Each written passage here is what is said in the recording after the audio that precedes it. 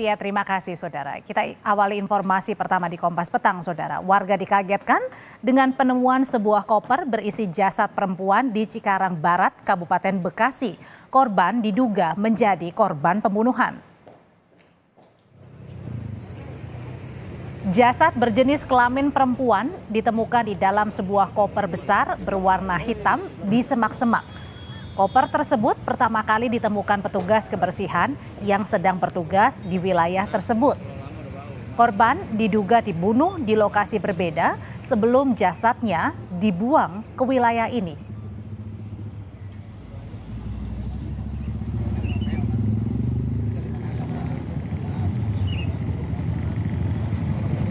Di semak-semak di pinggir ini banyak rumput-rumput. Awalnya memang kira itu sampah. Iya. Ada bau apa-apa gitu?